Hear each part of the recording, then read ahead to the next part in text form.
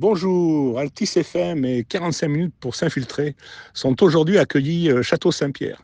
Château Saint-Pierre sur la commune de Saint-Julien-Béchevel, dans le Médoc, un des fleurons des domaines Henri Martin. Henri Martin, le fondateur, le créateur, le visionnaire, qui a d'abord acquis Château Gloria dans les années 30, puis Château Saint-Pierre, quatrième grand cru classé, 1855, et enfin Château Bel-Air Gloria, au Médoc, cru bourgeois. Château Saint-Pierre, c'est le plus petit, 17 hectares. C'est des vignes qui avoisinent 60 ans de moyenne d'âge. C'est 80% de cabernet. C'est un sol plutôt de grave, argilo-sablonneux. C'est un vin intense taillé pour la garde. La production n'a quasiment pas bougé depuis 1855 et les prix de vente sont légèrement supérieurs aux vins de même catégorie. Nous remercions donc très chaleureusement la famille Trio, Françoise, la fille de Henri Martin, Jean-Louis Trio, son mari, leurs enfants, Vanessa et Jean, et le petit-fils de Jean-Louis et Françoise, Sacha. Dans quelques instants, dans les salons, pour la réalisation de cette belle émission 45 minutes pour s'infiltrer. Merci à tous. Bonjour à tous et à toutes, donc Altis FM et 45 minutes pour s'infiltrer dans les salons du Château Saint-Pierre, comme je vous l'ai dit précédemment. Toujours avec Katia, fondatrice et animatrice de la radio et une des créatrices de l'émission. Merci Katia d'être là. Merci. C'est la moindre des choses, mais merci quand même. Laurent, notre consultant, expert, invité permanent, spécialiste du monde de l'espionnage, romancier à succès de la saga GSR. Laurent, bonjour. Bonjour Eric. Bonjour Katia.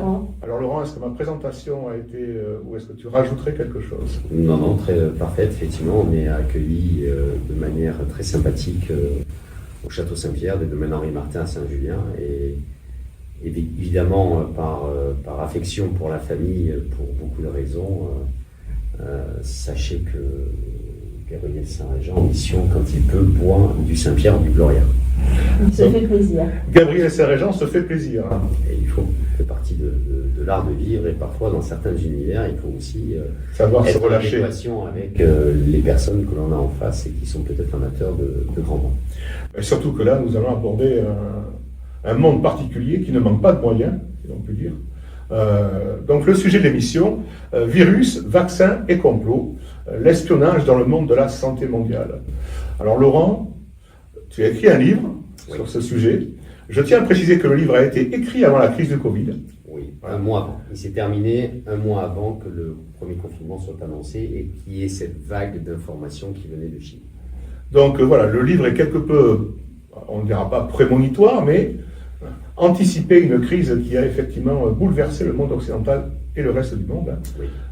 Qu'est-ce qui t'a donné l'idée d'écrire cet opus sur, je dirais, les virus, les vaccins, l'espionnage, la santé mondiale? Est-ce qu'il y a eu un fait qui a déclenché cette écriture? Alors, un fait en particulier, non. Une approche personnelle, depuis de nombreuses années, à essayer de comprendre comment fonctionne l'industrie pharmaceutique dans le monde et pourquoi elle est aussi présente dans notre quotidien, ou qu'on puisse avoir un simple rhume comme une maladie infectieuse qui peut être dangereuse, ou pire encore dans certaines maladies. Mais je m'intéressais, le fait de certaines conversations aussi avec des personnes impliquées, comment l'industrie pharmaceutique pouvait être autant impliquée dans notre vie de tous les jours. Que l'on achète une aspirine ou un médicament pour des douleurs de ventre, abdominales, il y a quand même derrière tout un processus qui est parfaitement huilé. Maintenant, jusqu'à quel point il est réellement, on va dire, bien fondé pour la santé... au service de la population. Au service de la population. Et une chose était certaine et évidente, on ne peut pas l'ignorer, nous, citoyens du monde, c'est que l'emprise de l'industrie pharmaceutique, elle a des bienfaits, heureusement, même encore heureusement, mais elle est présente dans beaucoup de circuits économiques, et donc forcément en lien à un moment ou à un autre avec l'espionnage industriel de concurrents. On a des grands laboratoires japonais, des grands laboratoires américains, des grands laboratoires allemands, des grands laboratoires français. Qui se livrent une guerre sans merci. Il y a une guerre sans merci. Alors à quel moment l'espionnage pouvait être lié dans cet univers-là très particulier, dans cette industrie ultra puissante aux quatre coins du globe? Et les sources alors? Les sources, avant d'écrire, quelles sont alors les sources? Des rencontres, des gens, un réseau personnel, des lectures, Internet, pour argumenter ce livre, que nous avons mis donc en première.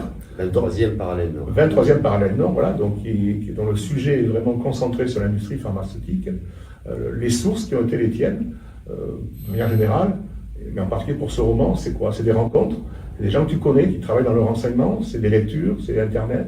Oui, il y a bien évidemment, c'était un sujet qui a été abordé avec une relation parisienne, qui est très impliquée dans l'étude des grands mouvements de l'industrie pharmaceutique mondiale. Et en fait, la conversation a démarré un soir de manière anodine. C'est le hasard qu'en fait qui a démarré la conversation. Le hasard n'existe pas. C'est vrai. C'était un signe du destin. C'était un signe. Et c'est vrai que c'est des informations qu'il me donnait, alors qui étaient son avis personnel, parce que malheureusement, il faut toujours faire attention entre l'avis personnel et la réalité, entre le fantasme que l'on peut avoir, et comme nos auditeurs peuvent avoir ce fantasme sur le monde de l'espionnage, mais d'autres personnes peuvent avoir un fantasme sur l'industrie pharmaceutique. Et cette soirée a été très longue dans l'échange, dans la discussion, même lui a suscité mon envie d'aller un petit peu gratter et de rebondir sur d'autres personnes qui étaient à un moment qui ont été en lien de près ou de loin avec la surveillance de laboratoires pharmaceutiques. Donc c'est d'escalier en escalier. Oui, pardon, Katia, vas-y. Non, une question très personnelle. Quand donc tu as écrit ton livre avant la crise du Covid. Il est terminé un mois quand il s'est terminé. Quand tu as vu ce qui s'était passé par la suite, enfin ce qu'on a vécu pendant tous ces mois, ça t'a pas effrayé un petit peu? Enfin, quel sentiment tu as eu? Tu pensais que tu étais en dessous de la réalité ou au-dessus, ou finalement? Où est la frontière? Fiction, réalité, réalité, fiction, elle est très difficile. Parfois la réalité dépasse la fiction. Et parfois la réalité dépasse la fiction. Oui, c'est difficile d'avoir ce recul-là. Parce que finalement, tu n'aurais quasiment pas pu écrire ce livre après. Mais si je l'avais écrit après, il aurait été influencé. On t'aurait dit, voilà. Il aurait été influencé différemment. C'est une partie prise. Pardon. Entre ce qui pouvait être réel, fictionné, fantasmé, où on a la planète entière a été plongée dans une crise sanitaire sans précédent. Si je l'avais écrit après, bien évidemment, j'aurais été influencé par ce qu'on a vécu, parce que même si je suis au fait de certaines choses, les premiers jours, j'étais en panique comme n'importe quel citoyen de la Terre. J'allais faire les courses avec le masque, je passais avec tout au vinaigre blanc quand je rentrais, et finalement, je réalisais qu'un mois avant, j'avais terminé ce livre, où je suis parti très très loin dans cette histoire, qui est le deuxième volet d'une première trilogie, puisqu'il se passe dans le premier opus, il y a une fin bien particulière, qui a amené au début de la rédaction de ce deuxième volet de la trilogie, mais il fallait l'écrire sans l'avoir vécu, en fait, cette crise sanitaire. Pour qu'il soit plus crédible, plus fort. Plus crédible, et il aurait été trop évident après. Oui, tout à fait. On aurait dit, il fait que copier ce qu'on a vécu. Et voilà. Effectivement, oui, il aurait pu être dit ça, ou il aurait pu être dit, c'est une évidence, finalement. Mais l'avoir terminé, mais pile un mois avant, à 24 heures près, je crois que j'ai terminé. Le timing était parfait, en fait. Oui, pardon, un 17 janvier. Mais cette influence aurait été négative. Du coup, la trilogie, tu dis que c'est une trilogie, tu peux nous donner le nom du premier, donc le deuxième c'est 23e parallèle nord, et le troisième, donc premier et troisième? Alors le premier est Témoignage invisible, 23e parallèle nord, et As de pique, le troisième volet de la trilogie, qui clôture ce fil rouge qui les lie tous les trois. Et donc là, le 23e parallèle nord, l'industrie pharmaceutique, alors sans scroller la fin en fait, l'histoire, voilà. Mais l'histoire, à la fin du 1, il ne sait pas pourquoi, ce héros, il se retrouve confronté à l'aéroport de Marrakech avec une personne qui lui remet une clé USB et qui disparaît dans la foule sans qu'il ait le temps de réaliser le pourquoi. Il ne la connaît pas, il ne l'a jamais vue et elle lui remet une clé USB. Pourquoi lui? Et en fait, quand on est plongé dans le deuxième volet, 23e parallèle nord, mais cette clé USB, il étudie, en fait, il dit, mais pourquoi on m'en remet ça avant? Parce que là, il n'a pas ses radars, il est en vacances, on va dire, après cette première mission qui est Témoignage invisible. Et là, tout d'un coup, il découvre ce monde de l'industrie pharmaceutique. Parce que c'est une clé comprend des données sur le monde pharmaceutique? Des données chiffrées, des données pouvant faire peur, et de l'influence que pourraient avoir au conditionnel ces firmes pharmaceutiques qui sont réunies autour d'un cartel, autour d'un financier, et quelle est leur véritable ramification ou influence sur la situation sanitaire mondiale. Mais à ce moment-là, il n'y a pas de virus qui soit répandu dans le monde, quand il étudie cette clé. Et finalement, c'est un espion, c'est un agent secret, il se retrouve face à des données dont il ne comprend pas trop le sens. Il n'y a plus qu'à créer une légende, se faire passer pour un médecin et infiltrer petit à petit et remonter jusqu'à ce qu'il ait découvert que cette personne qui lui a remis une clé USB à l'aéroport de Marrakech, finalement il l'avait croisée, mais lui il ne l'avait pas remarqué, mais la personne qui l'a croisé l'avait remarqué lorsqu'il était à Moscou à l'époque. Et donc, quelles sont les modalités en fait alors, on se doute bien que les enjeux se comptent en milliards de dollars ou d'euros. Hein, en milliards d'euros. Comme vous le disiez tout à l'heure, il y a l'industrie pharmaceutique en France, en Allemagne, en Italie, enfin, dans tous les grands pays, l'Asie, et même chinois maintenant. Donc effectivement, il y a des enjeux financiers, des enjeux de brevets, des enjeux de création, de diffusion. Donc quelles sont les modalités d'espionnage, les possibilités, voilà, comment ça se passe en fait? Ça se passe d'une manière, on va dire, c'est de l'espionnage économique industriel, comme dans l'industrie automobile. Au moment, il faut infiltrer dans des laboratoires des personnes qui sont capables d'aller effectivement détecter quelle va être l'invention médicamenteuse qui va pouvoir soigner telle maladie plus tard. Et les bases sont exactement les mêmes, hein, quel que soit l'univers. Alors, dans l'industrie pharmaceutique, effectivement, il y a le réseau commercial et il y a le réseau de R&D, de recherche et développement, qui sont les ingénieurs. Et à un moment, il faut aller les infiltrer, ces personnes-là. Alors, qu'est-ce qui est le plus facile à infiltrer? Qu'est-ce qui est le plus facile à hacker ou à infiltrer? Alors, j'ai envie de dire, de manière générale, plus tu es haut dans la hiérarchie, dans une entreprise, moins tu es vigilant. Mais peut-être que plus tu es surveillé. Et plus tu es surveillé, mais moins tu es vigilant parce que tu te sens moins atteignable. Un ingénieur qui va travailler ou un responsable commercial qui va animer les réseaux de vente de délégués médicaux dans le monde, il va peut-être être plus attentif à certains détails. Plus tu es haut dans la pyramide, mais ça c'est répercuté dans tous les univers, plus tu es haut dans la pyramide, moins tu es paranoïaque. Plus tu es bas dans une pyramide, plus tu es paranoïaque. Donc, où est-ce qu'il faut aller chercher le contact qui va t'amener après à ouvrir une porte, qui cette porte-là va t'ouvrir d'autres portes.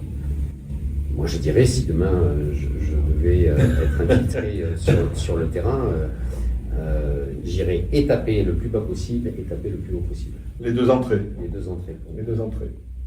Et pareil, parce qu'il y a une chaîne de fournisseurs, une chaîne de clients, on peut aussi taper chez les fournisseurs, chez les clients, des entrées. Dans la logistique. Voilà, dans la logistique. Hein. Et pareil, toi tu as connu la logistique. Tu as 3 portes d'entrée en fait. Toi. Il y a 3 portes d'entrée. La logistique, alors en fonction du produit, peut être très intéressante à analyser. Si tu veux faire vraiment une saisie de marchandises pour pouvoir la disséquer après toi dans tes propres laboratoires, le plus simple effectivement est la chaîne d'approvisionnement, la chaîne logistique. Et qui est facilement aujourd'hui traçable, traquable pour pouvoir identifier où sont les stocks et aller en voler une partie, après la disséquer. Donc en fait, il y a un espionnage humain, il y a un espionnage, je dirais, informatique et numérique. Oui. Il y a un espionnage qui est à la fois humain et numérique, c'est-à-dire des petites caméras ou des petits micros. Dans ce livre-là, quels sont les moyens qu'utilise GSR et son équipe? C'est d'infiltrer les décideurs de ce cartel qu'ils découvrent. Ils découvrent qu'il y a un cartel de firmes pharmaceutiques. Ils sont au nombre de 5, et chacun d'un pays différent, mais tous sont orchestrés par une seule et même personne, qui est un financier, qui est basé en Suisse. Et il y a cette toile qui est tissée. Alors tu as un Américain, tu as un Japonais, tu as un Anglais, tu as un Français. Et chacun a ses propres intérêts à faire cette alliance pour pouvoir générer malheureusement ou heureusement du chiffre d'affaires derrière. Parce que le but du jeu, c'est toujours de générer plus de profit finalement. Alors, chez eux, oui, dans cette partie-là de la saga GSR, c'était effectivement de comment ils pouvaient orchestrer à l'échelle mondiale et face à notre santé, puisque notre premier réflexe quand on est malade, c'est de se soigner. Donc, il fallait arriver à créer un lien dans ce livre qui va faire que, où est le point d'ancrage ? Le point d'ancrage, c'est chez les décideurs de ces grands laboratoires, et découvrir qu'ils sont liés par un accord secret qui leur permet derrière, chacun dans leur pays et chacun amenant une pierre à l'édifice dans la construction de ces vaccins suite à un virus qui aurait été répandu. En fait, c'est quasiment une entente sur une position de monopole. C'est très illégal tout ça. C'est totalement illégal. C'est très illégal. Et donc, il va infiltrer, comme tu disais, il va créer une légende. Ouais. Mais cette légende, donc, comment il l'abreuve, comment il la crée, comment il la crédibilise. Mais il faut Parce que médecin, c'est quand même particulier. Oui, voilà. Après, on peut toujours s'en sortir avec un minimum de, on va dire, de très très rapidement se faire briefer sur déjà un environnement. Et sa porte d'entrée a été ce fameux professeur qu'il a croisé à Marrakech, qui en fait était un scientifique d'origine corse, le professeur Sanducci, et qui... Il apprend au fur et à mesure, en voulant aller le rencontrer, qu'il a eu un accident d'hélicoptère entre la Corse et le continent. Donc, qui faut-il aller voir en premier, qui peut lui ouvrir des portes et des informations? Sa veuve. Donc, il sera en Corse à Porto Bec pour rencontrer la veuve de ce professeur et essayer avec elle de faire à Miami, se faire passer pour un docteur et de pouvoir obtenir les premières informations qu'il obtient. Alors, on ne va pas spoiler effectivement la manière dont il obtient, mais déjà il est confronté au fait que cette veuve était surveillée par les groupes paramilitaires qui sont au service de cette industrie pharmaceutique. Pour sécuriser, pour verrouiller les indiscrétions. Elle détient, c'est la veuve d'un éminent professeur en virologie et qui ne savait pas, était, on va dire, naïve sur le fait de cet accident d'hélicoptère. Mais comme ce professeur détenait des informations clés et qu'il était sur le point d'être acheté par l'industrie pharmaceutique, il avait des propositions de ce cartel de firmes pharmaceutiques pour promouvoir un vaccin en particulier. On est dans le fantasme. Oui, mais est-ce qu'il recherche après à prendre contact avec des personnes qui sont sur site? Certainement. Ah oui. Donc il doit étudier chaque personnage. Il étudie, bien sûr, puisque le monde du renseignement permet d'avoir quand même aujourd'hui des informations clés sur n'importe quel citoyen de la planète, grâce à l'informatique, grâce à... Mais les images satellites, hein. Les images satellites aujourd'hui sont d'une... On voit les missiles à 5 mètres près. Hein. Voilà. Oui, on voit des déplacements de troupes à 10 mètres. Quand tu vois des drones qui volent à 2000, 3000 pieds, et tu as l'impression que ta maison est filmée par une caméra qui est devant. C'est impressionnant. La précision des images, c'est vrai que le progrès des images, et parallèlement la possibilité de pénétrer les systèmes informatiques. GSR, dans son équipe, il a un spécialiste, il a un hacker, dont le but premier est d'infiltrer les... Oui, d'origine asiatique, et alors il a un petit nom on va dire de légende, Mojo, M-O-J-O. D'accord. C'est un génie de l'informatique qui arrive à craquer tous les systèmes, parce que tout système a une faille. Tout se craque. Alors maintenant, aujourd'hui, il y a des pare-feux qui sont effectivement très évolués, mais tout système informatique, tout système de surveillance a une faille. De toute façon, c'est maintenant, il se réduit. Attention, maintenant, la technologie fait que ça devient de plus en plus difficile. Et le seul moyen de passer facilement, c'est par le facteur humain.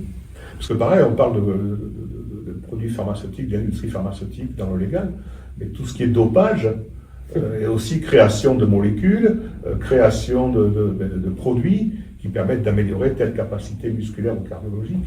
Donc c'est vrai que le fantasme du militaire et du monde du renseignement. Voilà, ou le fait de pouvoir travailler, de pouvoir être sur le terrain une semaine sans dormir, tout en restant toujours aussi lucide, alors qu'on sait que le sommeil est un paramètre fort de lucidité, et que sans sommeil, ça devient compliqué.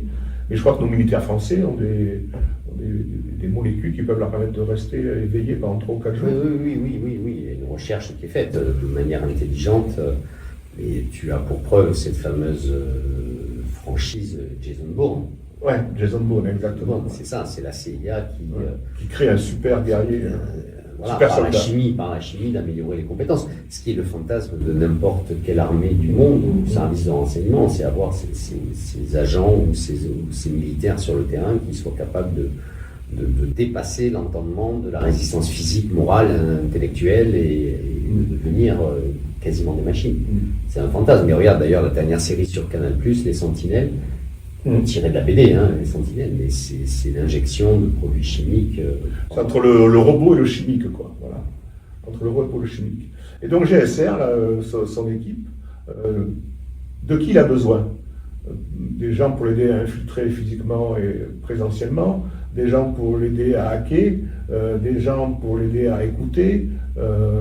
Toute une pléiade de capacités et de compétences capables de franchir étape par étape et d'arriver à isoler finalement la cible finale. Parce que tes romans sont reconnus pour être quand même très argumentés au niveau du matériel, des possibilités. C'est pareil, qui te donne tous ces renseignements, cher Laurent? Qui? Je ne parlais qu'un peu cher Eric. Oui, comme... Quoique les matériels, tout peut se trouver sur Internet maintenant. Oui, les matériels que tu peux trouver sur Internet. Je fais des comparaisons ou des vérifications avec ce que je peux avoir comme information. Bien évidemment, les matériaux et les recherches qui sont faites par les grandes agences de renseignement, tu ne les trouves pas chez le commun des mortels. D'abord parce que tu avais ce monsieur, c'était Q dans les James Bond, qui inventait des gadgets à n'en plus finir. Aujourd'hui, chaque service de renseignement a un atelier. À son monsieur Q. À son monsieur Q. Donc il y a et puis tu avais les Russes à l'époque qui étaient les créateurs de ces parapluies à bout flèches empoisonnés avec du poison en tout cas. Avec du poison. Le coup du parapluie. Le fameux coup du parapluie. Mais non, c'est une recherche qui aujourd'hui fait que les budgets augmentent considérablement chaque année.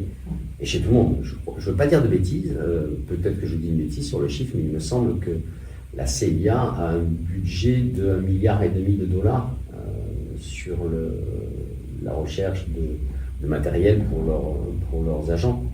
Je crois que c'est $1,5 milliard chaque année. Et on est de plus en plus inventifs. Là, les Russes sur la guerre en Ukraine, finalement, dépassés par les stocks sont vite utilisés. Ils ont fait des missiles avec des cartes à puce qu'on trouve dans des jouets. Voilà. Ils ont utilisé en fait des cartes à puce et des systèmes informatiques civils pour les transformer et pour finalement faire des missiles ou des drones parfaitement avec un usage militaire. Donc, en fait, l'inventivité, la créativité c'est la priorité. Ça pourra jamais ça pourra jamais être remplacé. Non, mais c'est une priorité. C'est une priorité. Et tout comme l'industrie pharmaceutique est dans cette même démarche à leur niveau à eux, sur des posologies, sur des moyens de pouvoir aussi convaincre les médecins. Parce qu'attention, cet opus-là essaye de mettre en avant, mais sans dénoncer, comment l'industrie pharmaceutique et les grands laboratoires influent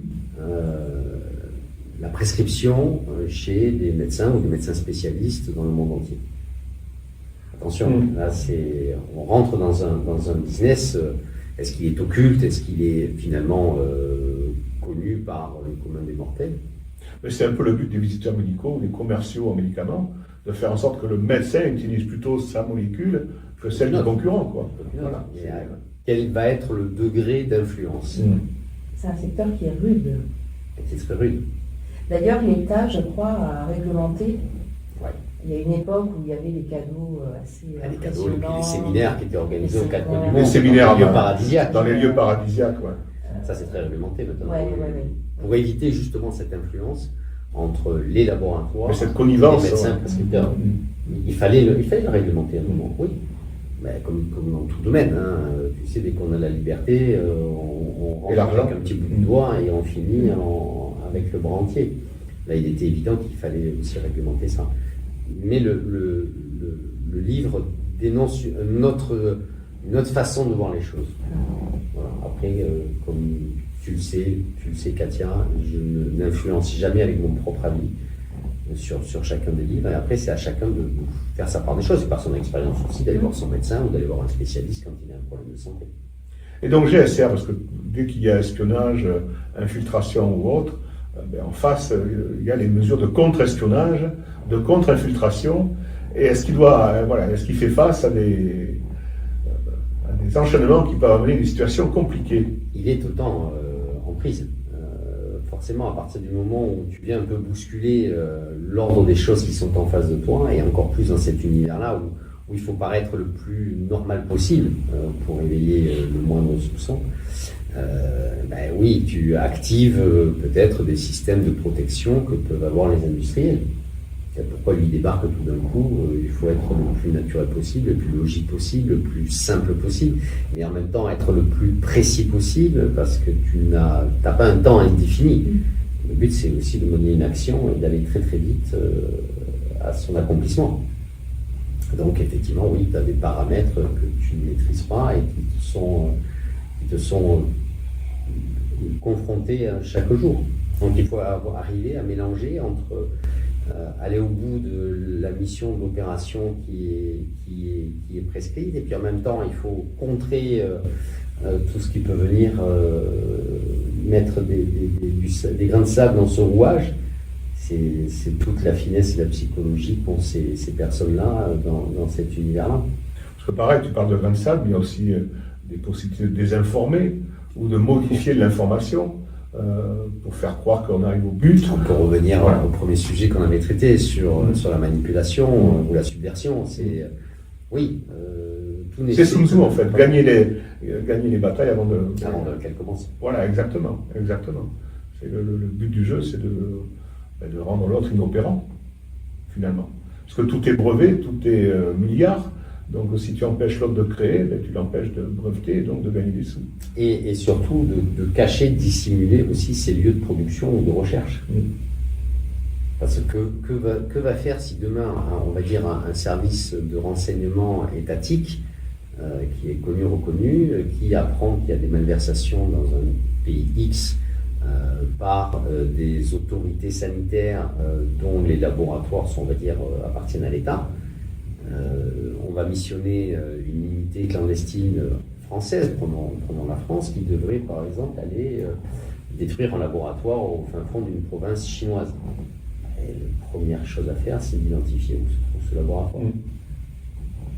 De se mettre en planque, d'étudier, de scanner, d'écouter, de suivre petit à petit, puis jusqu'au jour où il faudra peut-être passer à la destruction de cette unité de production clandestine, ou pas clandestine, mais qui amènerait malheureusement des conséquences dramatiques pour la santé.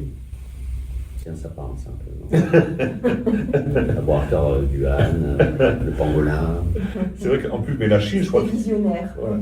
La Chine, il y a eu d'autres scandales, des vols de données physiques par des pseudo-ingénieurs chinois, enfin voilà. Oui, mais tous les États, ceci dit, tous les États ont leur... Effectivement. Je ne dévoile aucun secret en disant que tous les États sont intéressés par savoir ce qui se passe chez son voisin. Et parfois entre amis supposés. L'Allemagne, la France, alliance. Je ne vais pas dire jusqu'à amis. Les États n'ont pas d'amis, ils ont des intérêts. Mais les alliances, en tout cas, on a vu pendant la crise du Covid, que si on voler les masques de l'autre ou les payer plus cher, on le faisait. Enfin voilà, les médicaments, pareil, si on pouvait aller les chercher, et puis l'homme il a rien, mais lui il a rien. C'est chacun pour soi finalement. Oui, c'est chacun pour soi. Ça c'est la nature humaine. Mais c'est la nature étatique, encore plus. La nature humaine, et puis où est la frontière, pareil, entre l'intérêt personnel et l'intérêt collectif. Ce que moi j'essaie, si je suis une petite parenthèse, c'est que j'essaie de défendre l'intérêt collectif au travers de cette saga, et pas que l'intérêt intramuros de la France. Alors oui, en priorité la France, mais aussi il y a une valeur, et au travers d'autant plus de cette mission qui infiltre le héros dans l'industrie pharma, c'est aussi d'avoir une protection collective. C'est très important, parce que c'est peut-être une donnée qui échappe. Qu'est-ce que tu entends par protection collective ? Qu'il y a la France qui va être bien évidemment de se protéger contre ce cartel de firmes pharmaceutiques, mais aussi au nom de l'humanité, de la planète, d'accord. d'autres pays qui ont peut-être pas les moyens d'avoir des services de renseignement ultra Aussi efficaces. aussi efficaces. Ça, c'est une valeur, voilà, ça, je fais une parenthèse, c'est une valeur personnelle que j'essaye d'insuffler au travers des valeurs de ce héros, que ce n'est pas que 100% pour lui, pour ses compatriotes, c'est Ou que bassement matériel. bassement matériel. Il y a aussi cet intérêt, et peut-être qu'il échappe aujourd'hui en 2025 à beaucoup de personnes sur cette planète. Nous ne ferons pas d'allusion. Aucun nom ne sera cité. Non, mais sans ça. Mais le phénomène est quand même croissant, disons-le. Le phénomène est croissant, et il faudrait à un moment arriver, que ça soit dans le milieu sanitaire, de la santé, peut-être d'avoir aussi une prise de conscience collective. Le débat est ouvert. Non, et donc là, pour en revenir à GSR, l'équipe qui l'entoure, qu'est-ce qu'il a pris comme spécificité? Alors, il y a le hacker, après avec qui il travaille, de quoi il a eu besoin ou de quoi il a besoin? Il se retrouve très vite confronté aussi à des groupes paramilitaires qui sont là pour protéger et les sites logistiques et la sécurité de ses grands dirigeants. Donc il faut muscler ton équipe. Il faut un peu de muscle, donc. Il faut un peu de muscle, et féminin et masculin, mais sur des personnes qui sont capables aussi de contrer ce contre-espionnage ou cette contre-sécurité qui est amenée. Puisque 23e parallèle Nord, ce n'est pas un titre innocent, puisque dans cette fiction qui est ce livre, il y aurait un laboratoire clandestin qui serait situé sur le 23e parallèle Nord. Nouvelle explication du titre. Voilà, et qui serait planqué dans un désert de sable à plus de 30 mètres en sous-sol au niveau de la mer, puisque tu as une question de pression atmosphérique très importante. Oui, pour créer des... Pour pas que les virus se propagent. dans l'atmosphère. Donc, plus tu es bas, plus effectivement l'environnement permet de travailler sur des virus et sur des virus souches sans se dissiper dans l'environnement atmosphérique. Dans les recherches que tu as faites, certaines t'ont surpris, c'est-à-dire qu'il y a eu déjà des vols de virus, des vols de souches. Oui. C'est des choses qui se pratiquent, en fait, on peut voler... On en revient à l'espionnage industriel. Ouais. Bien sûr. Ça doit quand même être compliqué, quoi. Enfin, je veux dire, J'ai vu que la Chine était assez experte. Bon, je pense que tous les services de renseignement... Dans ce que tu as retrouvé. Oui. La Chine a une soif de conquête d'être la première puissance économique, mondiale, financière. Donc tous les univers, pétrolifère, automobile, armement, la santé, qui est peut-être même la première source de revenus pour une entreprise mondiale. Donc oui, les Chinois sont peut-être même en avance sur certains et ont cette capacité d'infiltration dans tous les réseaux mondiaux. On a eu assez d'articles ces derniers mois ou ces 3 dernières années sur les services chinois présents en France. Sachant que nous, on a la même ingénierie pharmaceutique qui est quand même très puissante. Même si les concurrents sont japonais ou américains ou allemands, la France a quand même un savoir-faire en industrie pharmaceutique qui est très fort. Donc les Chinois sont infiltrés partout. Est-ce que tu as eu des retours de ce livre? Est-ce qu'il y a des gens qui t'ont, dans tes réseaux ou autres, voilà, tu as tapé juste, ou dans le secteur de la pharmacie, des gens qui t'ont dit comment tu sais, ou comment tu as pu, ou comment... Alors, pas trop. Alors, dans l'industrie pharma, enfin si, je dirais pas trop, mais certains m'ont dit non, mais c'est du fantasme. Oui. Laurent, tu es fou. Oui, c'est peut-être une vision fantasmée ou exagérée de la situation réelle. Mais on va dire sur les lecteurs de cet opus, qui sont des citoyens comme toi, Katia, comme toi, Eric, comme moi, leur surprise n'était pas si grande que ça. Finalement. Ça m'a marqué. Parce que évidemment, j'ai envie de dire, chers amis auditeurs, plongez dans ce roman. Mais on va dire que la majorité des retours de lecture, qui ont été bien évidemment faits après le premier confinement, parce que le livre est sorti quelques mois après, c'était cette non-stupéfaction ou ce non-étonnement. Alors qu'on est dans la fiction pure, hein. C'est un livre de fiction, c'est pas un rapport de mission. Mais c'est vrai que pour répondre à cette question, ouais, les lectrices et les lecteurs, finalement, ne paraissaient pas surpris. Alors que moi, au moment où je l'écris, je mets en lumière quelque chose qui me paraissait pour moi évident, mais qui était peut-être aussi dans mon propre esprit, peut-être que du pur fantasme. Est-ce que finalement, il n'y a aucune coalition, il n'y a aucune démarche, on va dire, frauduleuse de la part de l'industrie pharma pour pouvoir mieux vendre leurs produits? Je sais pas. Est-ce que tu t'auto-censures quand tu écris ce genre de livre, en te disant, là, bon non, là, Laurent, tu vas trop loin. Là, Oui, Laurent, il faut vraiment que tu arrêtes, là, Laurent. Évidemment. Ouais. J'aurais la tendance, mais que ce soit cet opus-là ou comme les autres que j'ai écrit, à aller encore plus loin. Non, on ne peut pas non plus. Je veux bien être lanceur d'alerte, mais je veux, et comme on l'a évoqué tout à l'heure, je veux que la lectrice ou le lecteur arrive elle aussi à d'abord comprendre comment fonctionne le monde du renseignement, à elle ou à lui de s'interroger, dire aujourd'hui, c'est vrai qu'il y a une ultra-communication de la part de la DGSE. Même les services secrets communiquent. Oui, ouais. Et c'est bien, et tant mieux. Même s'il y a peut-être une volonté de aussi susciter des vocations, parce qu'il faut régulièrement abreuver de nouvelles recrues, de nouvelles compétences dans cet univers-là. Donc il faut le rendre aussi humain, il faut le rendre attirant. Mais moi, non, non, je ne vais pas dans l'extrême. Je ne veux pas aller dans l'extrême. Je veux que ça reste quelque chose de crédible et où chacun peut reconnaître, où chacune peut aller trouver une raison, parce que le monde du renseignement est technique, parce que le monde du renseignement est présenté aussi dans les films, les séries, comme quelque chose d'exceptionnel, de sombre, mais non, pas tant que ça. Ce sont des femmes et des hommes qui se lèvent tous les matins, qui ont un intérêt, c'est protéger leur pays, double, triple vie, cette double, triple et voire quadruple vie. Mais non, moi je ne veux pas être jugé parti en même temps.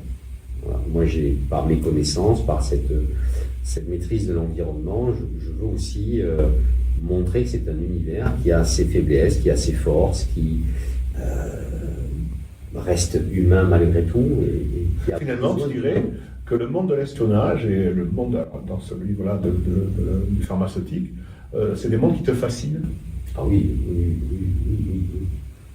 C'est des mondes qui, en tout cas l'espionnage depuis très jeune, le monde de la pharmacie peut-être depuis moins jeune, c'est vraiment des mondes qui t'intriguent, qui te... Ben oui, qui m'intrigue parce que c'est comment arriver à comprendre le mode de fonctionnement de notre monde. Le monde ne fonctionne pas qu'autour de certains sujets. C'est une multitude de sujets tout est interdépendant. Qui est interdépendant, mais qui est à la fois très connexe. Donc l'industrie pharmaceutique, pourquoi elle serait mise à part d'un autre univers de l'industrie automobile ou d'autres industries ou de l'agroalimentaire? Non, c'est un pan de l'économie qui est très puissant mondialement, qui apporte effectivement des joies dans des familles quand les posologies arrivent à soigner des maladies et qu'on arrive à sauver un des nôtres. Et comment arriver à ce résultat-là en partant de peut-être de faibles cas parfois, ou de cas qui sont répandus dans le monde entier, et c'est des maladies qui attirent les laboratoires de manière éthique, de vouloir créer la formule qui va soigner certaines personnes. Oui, il y a des maladies qui sont lucratives. On le voit tous les ans, en période hivernale. Tu veux parler de la grippe, La grippe, par exemple. La grippe. Voilà, est-ce qu'il y a, moi je ne sais pas, je ne détiens pas la vérité, peut-être qu'il y en a qui la détiennent, mais est-ce que la grippe n'est pas finalement un virus provoqué pour vendre des vaccins anti-grippe? On peut l'imaginer. Là, c'est la théorie du complot. Oui, mais qu'est-ce que le complot? Est-ce que le complot, c'est de dénoncer des vérités? Pour moi, c'est là où la pensée critique de chacun. Voilà, chacun est libre de penser. Moi, j'ai ma pensée, je ne la retranscris pas dans mes livres, Mais ce fameux virus de la grippe, on peut se poser des questions. Pourquoi il arrive en cette période hivernale? Pourquoi il décime autant de personnes sur la Terre? Oui, c'est un business. Ou alors est-ce que c'est vraiment la nature qui fait son travail? Et puis on peut arriver à contrer par des vaccins, on peut arriver à contrer effectivement la mortalité dans tous les pays industrialisés. Là, tu parlais donc de l'espionnage, la pharmaceutique, des officines privées, des États. Tu es quand même aussi quelque part passionné, ou en tout cas très intéressé par tout ce qui est géopolitique. Puisque c'est la base, c'est le fondement de tout ce relationnel en fait. Tu ne peux pas comprendre comment fonctionnent des réactions de certains gouvernements face à certaines situations. Pourquoi la diplomatie entre autant en jeu? Oui, la base c'est la géopolitique, c'est comprendre quels ont été les éléments qui ont construit un pays 100 ans ou 150 ans en arrière. Comment aujourd'hui peut-il vivre de manière industrielle? Comment les masses des populations peuvent consommer, se loger? Tu as des raisons à tout ça. Et bien évidemment, tout est en lien avec une partie industrielle ou de conquête de territoire sur des pays, on va dire, plus vers l'est de la planète, en se positionnant sur la France. La géopolitique explique tout. Donc tu ne peux traiter aucun sujet, et encore moins la pharmaceutique sur le pharmaceutique, si tu ne comprends pas ce qui se passe dans le monde.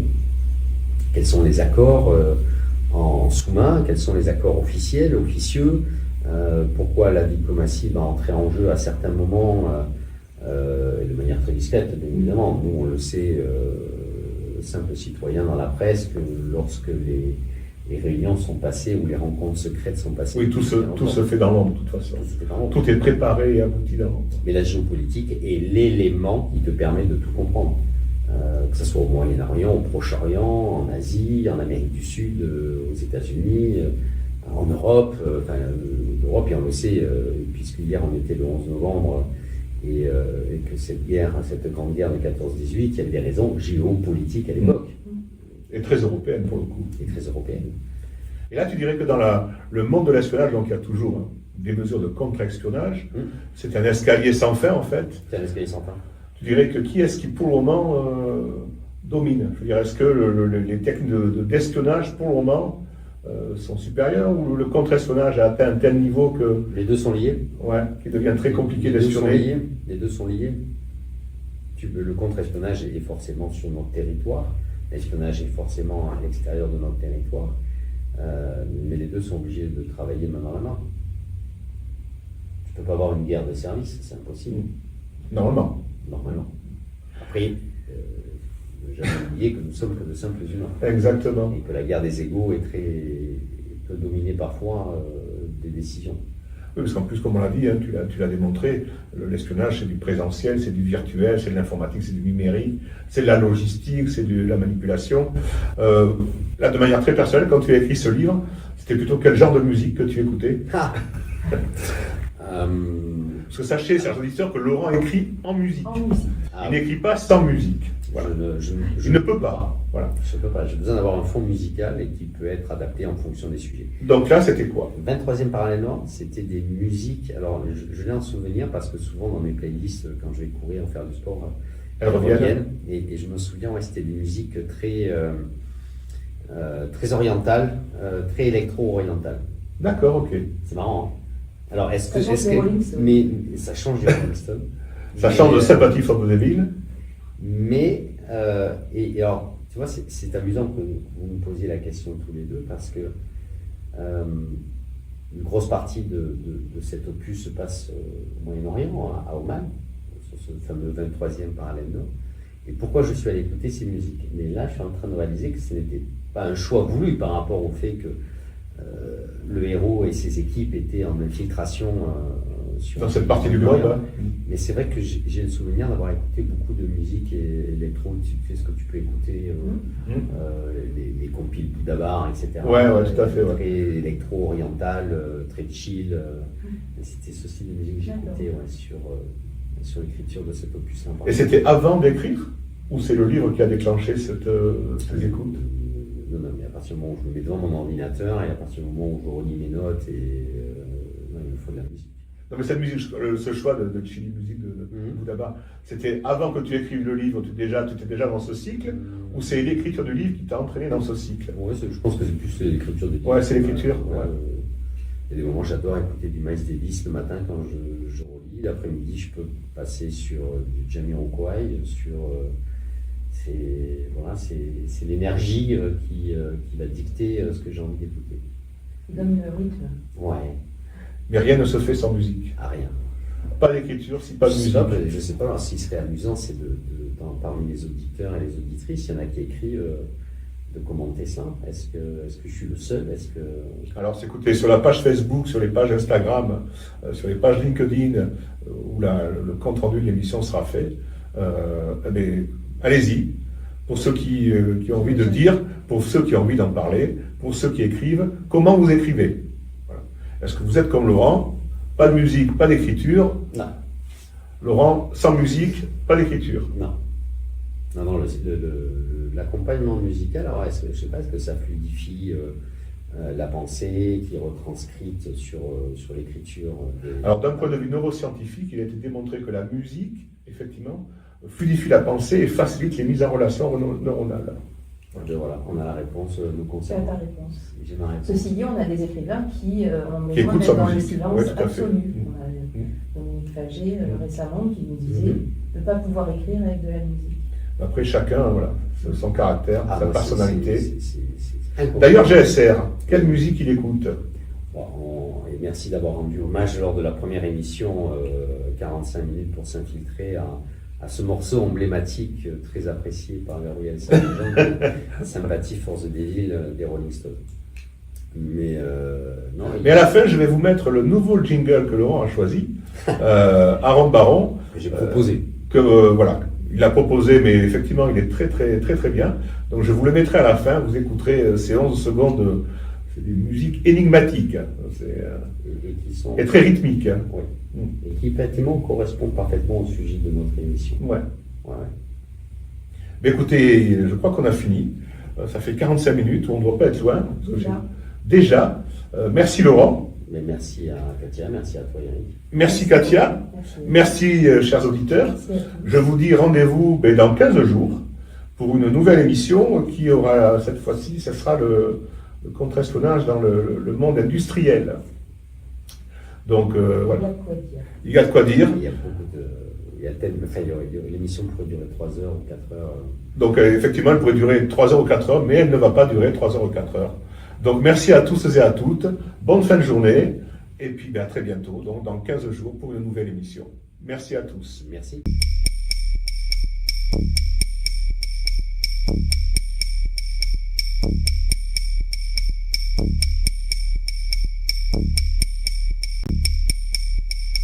Thank you.